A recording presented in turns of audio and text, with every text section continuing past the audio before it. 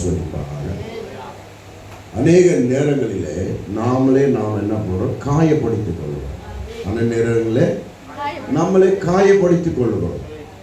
ஏன் இந்த காயங்கள் ஏற்படுகிறது? தேவனிடத்தில் சேராதபடி நம்மளுடைய உணர்வுகள் நிமித்தம் காயங்கள் அதிகமாக மாறுகிறது.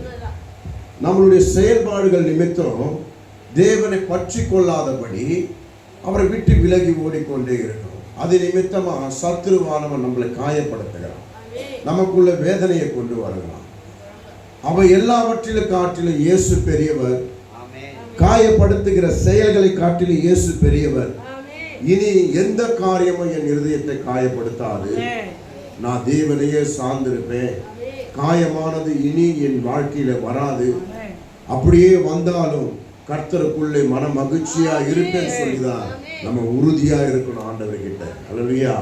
அந்த உறுதி தான் நிலையா கடைசி வரையிலும் அவரிடத்துல கொண்டு வந்து சேர்க்கும். அல்லேலூயா. நம்ம வாழ்நாள் முழுவதும் அவரையே பற்றி கொண்டு அவரோட சார்ந்து இருந்தோமானால் ஜீவ கிரீடத்தை நமக்கு தருவார் ஆண்டவர். அல்லேலூயா. வழியில இடர்லாகணுமானால் இந்த உலகத்தின் நிமித்தம் நம்மளை காயப்படுத்திக் கொள்ளுகிறோம். யாரனா குறித்து மேன்மை பாராட்டி உருவ குத்தி கொள்ளுகிறோம். எல்லா விதத்திலும் காட்டிலும் இயேசுதான். ஏன்னா இயேசுவோட சாயலா இருக்கிற நாம இயேசுவிடத்துல வந்து சேரும் வரையிலும் அவர் சாயலை காத்துக்கொள்ள வேண்டும். அவர் சாயலை காத்துக்கொள்ள வேண்டும். காயங்கள் நம்மிடத்தில் இராதபடி இருக்க வேண்டும். மார்க் எழுதின புஸ்தகம் 5:5 வாசிங்க. காயம் யாருக்கு உண்டாகும்? சாத்தானுக்கு தான் காயம் உண்டாக வேண்டும், நமக்கு காயம் வரக்கூடாது. மார்க் 5:5 வாசிங்க.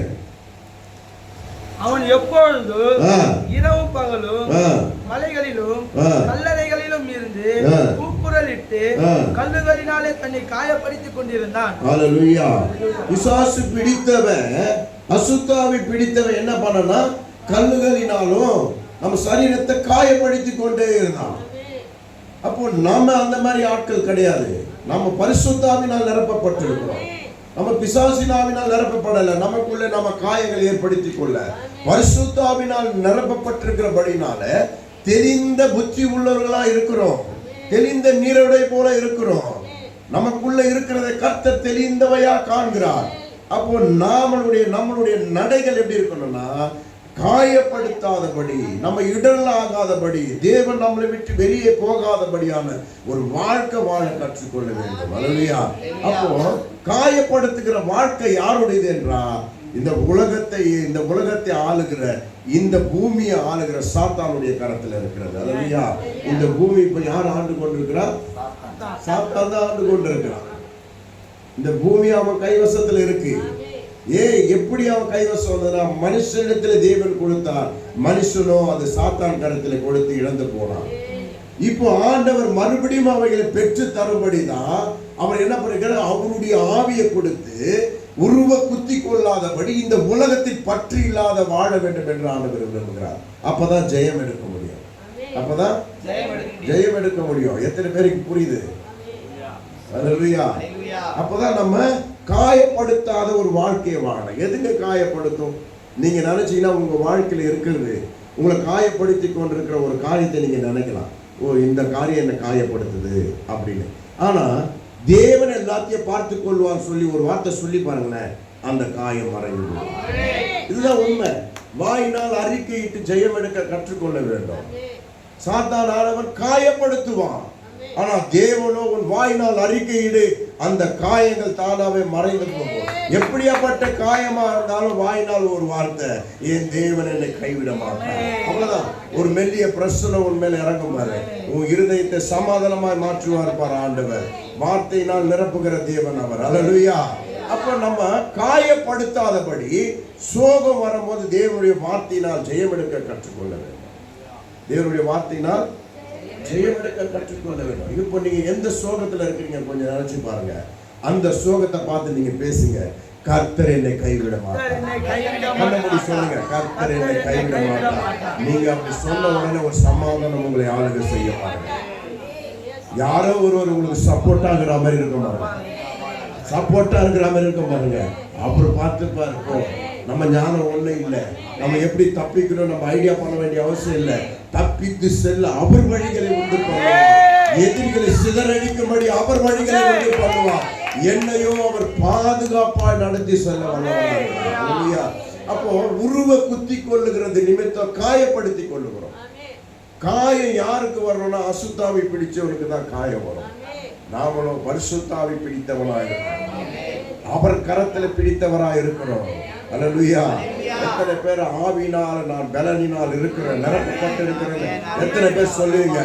அந்த சூழ்நிலையை நீங்க எப்ப காட்டணும் தெரியுமா? பாடுகள் வரும்போது தான் அதை காட்டணும். அந்த பலனை அந்த வாயினால் அறிக்கிட்டு அது திறத்தணும். அந்த கவலையிலே உட்கார்ந்து இருக்க கூடாது. அது கவலையிலே உட்கார்ந்து காயப்படும், இருதயம் நொறுங்குண்டு போகும்.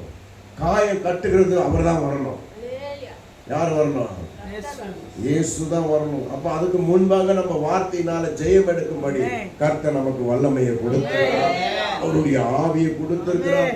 அவருடைய வார்த்தையை நமக்கு கொடுத்திருக்கிறார். அல்லேலூயா. சங்கீதங்களின் புஸ்தகம் 38ஆம் சங்கீதத்துல 5ஆம் வசனத்தை 4ஆம் வசனத்தை வாசிங்க. 38:4. என் அக்கிரமங்கள் என் தலைக்கு மேலாக பெருகிற்று. யாருடைய அக்கிரமம்? என் அக்கிரமம் தலைக்கு மேலாக பெருகிற்று. அவைகள் பார சுமையை போல அவைகள் பார சுமைகள் போல என்னால் தாங்கக்கூடாத பாரமாயிற்று. என்னால் தாங்கக்கூடாத பாரமாயிற்று. அடுத்தது 6வது வசனம்.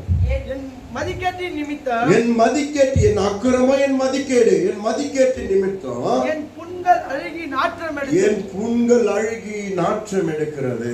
அல்லேலூயா. இது ஆண்டவர் நிமித்தம் வரல. ஒண்ணு நீங்க புரிஞ்சுக்கணும். என்னுடைய அக்கிரம நிமித்தம் தான் வருது. என்னுடைய மதிக்கேட்டு நிமித்தம். எல்லாத்தையும் ஜெயம் எடுத்து எல்லாத்தையும் நடத்துகிற, எல்லாத்தையும் உருவாக்கின, எல்லாத்தையும் தன் வசப்படுத்திக் கொள்ளுகிற இயேசுவை நம்ம அறிந்தோம். நம்ம மதிக்கெட்டினால் ஓடுகிற அநேக காரியங்கள் உண்டு பாருங்க. அது என்ன ஆகுனா, அது உன் சரீரத்தை புண்களாய் மாற்றி நாற்றம் எடுக்கும்படியான ஒரு சுபாவத்தையே மாற்றிடும்.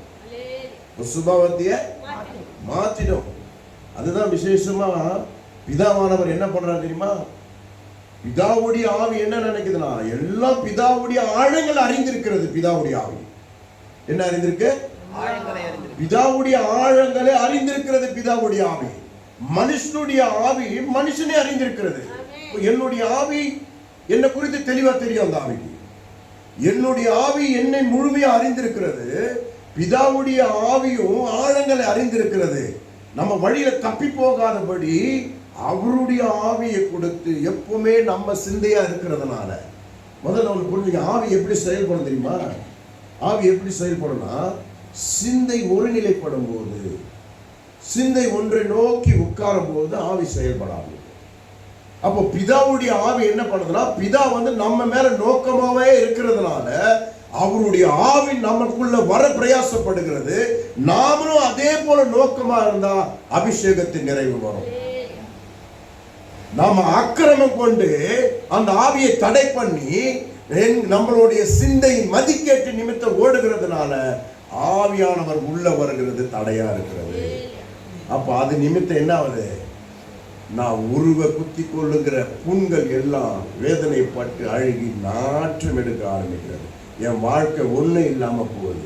என் வாழ்க்கையில ஒரு பலனும் இல்லை. என் வாழ்க்கையில ஒரு முன்னேற்றமும் இல்லை. பார்க்குற இடம் போகிற இடம்லாம் ஒன்றுமே பிரயோஜனத்துக்கு இல்லை.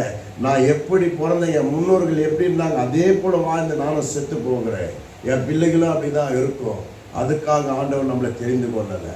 பிதா நம்ம நோக்கமாக இருக்கிறபடினால அவர் ஆவியை நமக்குள்ளே தர அவர் வல்லவராக இருக்கிறார். நாமளும் அவர் மேல் நோக்கமாக இருந்து அதை பெற்று நம்மளுடைய மதிக்கேட்டை நீக்கி, நம்மளுடைய அக்கிரமங்களை நீக்கி அவர் மேல் நோக்கமாக இருந்தோமானால் எல்லா விதத்திலும் நாம ஜெயம் எடுப்போம். காயப்படுத்தி கொள்ள மாட்டோம். நம்ம இருதயத்தை காயப்படுத்தி கொள்ள மாட்டோம். நம்ம சரீரத்தை காயப்படுத்தி கொள்ள மாட்டோம். அநேக குடும்பத்துல பாத்தீங்கன்னா வேதனை முதல்ல உள்ள வரும், சண்டைகள் உள்ள வரும், ஒரு மனது ஆவி இருக்காது. அக்கிரமம் நிமித்தம், மதிக்கேட்டு நிமித்தம் குடும்பத்துல சண்டை வந்து யாருன்னா ஒருத்தர் சரீரத்தை காயப்படுத்தி கொள்வார். உள்ள வேதனை வந்ததுன்னா வெளியே காயங்கள் உண்டாகும். உள்ள வேதனை வந்தா வெளியே காயங்கள் உண்டாகும். ஒருத்தர் ஒருத்தர் அடிச்சுன்னு ரத்தத்தை வர வச்சுட்டு இல்லைன்னா கொளுத்திக்கின்னு செத்து அதுல இருந்து மீண்டு சரீரம் முழுவதும் வேதனைப்பட்டு கொண்டிருந்து இப்படியாப்பட்ட குடும்பம்லாம் நிறைய பேர் இருக்கிறாங்க. ஆனா கர்த்தர் நம்மளை தெளிந்த நீரோடையா இருக்கும்படி ஞானமாய் நடக்கும்படி அவருடைய ஆவியை நமக்கு தருகிறார். நம்ம எந்த சூழ்நிலையில கடந்து போனாலும் வேதனை கண்டு பயப்படக்கூடாது. வார்த்தையினால் ஜெயமெடுக்க கற்றுக்கொள்ள வேண்டும். அந்த விஷயம் என்னை காயப்படுத்தாது, இந்த சூழ்நிலை என்னை வேதனைப்படுத்தாதுன்னு சொல்லி ஆண்டவர் இயேசுவின் நாமத்தினால நம்ம தேற்ற கற்றுக்கொள்ள வேண்டும். இயேசு என்னோட இருக்கிறாரு, இது என்ன செய்யும், ஒன்னும் பண்ண முடியாது அப்படின்னு இறுதி ஆழத்துல சந்தோஷமா சொல்லிப்பாரு. அந்த வேதனை ஒண்ணே இல்லாம போகும். சமாதானத்தினால் ஆண்டவர் நிரப்புவார். அல்லேலூயா.